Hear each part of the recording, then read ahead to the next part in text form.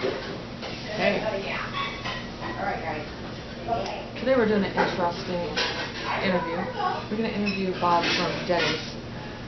This is our first show. This is a show that's going to allow people to tell God stories. And when do you get to do that? And when he comes in, he'll be telling us God stories. But I don't know if he's told anyone else. I'm looking forward to it. Be right back with you in a couple of minutes. Sure, we're back.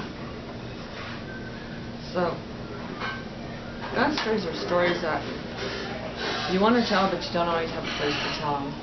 And this is the place to tell the stories.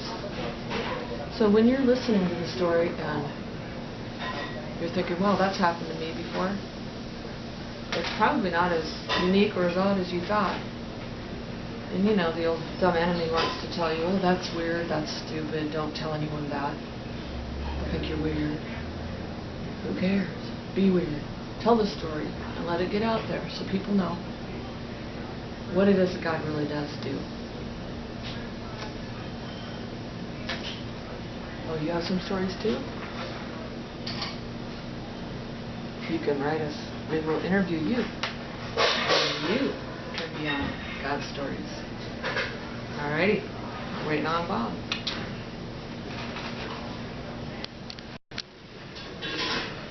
We're at an undisclosed location. Nobody knows where to go. I'm just having a...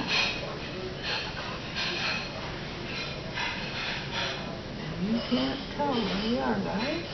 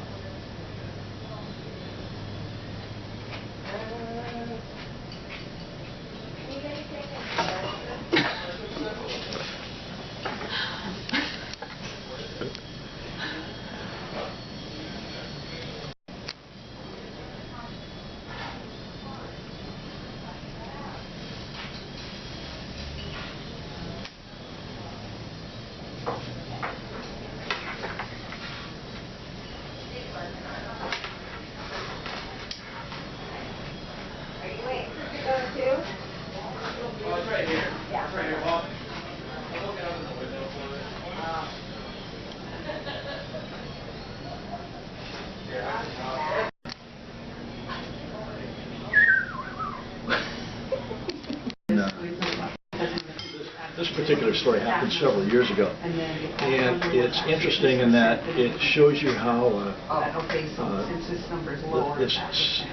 how Christ works behind the scenes, and He's always at work because He doesn't want anyone to perish and go to hell. And anyway, this particular gal was unsaved, and every pastor in town had witnessed to her, had given her tracts, she had an interest in spiritual things, but she never would commit to Christ.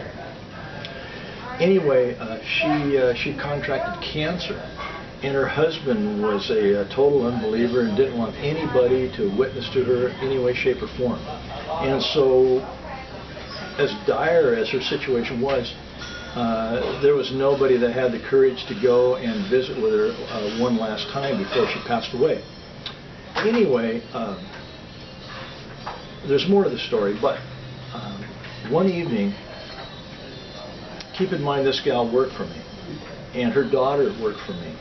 Now her mother was in intensive care at this particular time, and her daughter was on my payphone, and she was crying over the phone talking to her mother. And in walked a new pastor. I could tell you who he is, but I won't. I won't get that personal with it. He just came into town. He knew nothing about Arlington. He walked in my door, and on his way to the restroom, he noticed that my server was on the phone crying, talking to her mother. And he said, "What's wrong?" And he said, "Well, you know, my mother doesn't know Christ, and she's gonna die in her sins." And so pastor said, well, let me talk to her. He says, I'll even go to the hospital and talk to her. Well, her husband won't let her in. And so, to make a long story short, he went and talked to her, and we believe she accepted Christ. But God is a perfect judge. We don't know for sure. But the point is that it's amazing to me how it's God's will that nobody should perish, and that even when we've given up all hope, He sends someone in to do the work, and it moved me so much. That's all I have to say on that particular. That's one story that I have. That's great. Yeah. When I was 43 years old, my wife and I were living in Olympia, and I was working for Denny's at that particular time. And we have a pastor who told us, Bob, he says, never make any decisions unless you have peace about every bit about the transaction. He says, don't do anything unless you have peace about everything. And so anyway, we had been with Denny's a number of years, and we wanted to franchise at Denny's. And so living in Olympia, this location in Arlington came up. And we really wanted to do it, but we didn't feel like it was wise to pull our kids out of school and to pull up roots and come to Arlington. And so I wrote back. I had a partner that actually, he was my partner now, who offered this opportunity for me here in Arlington.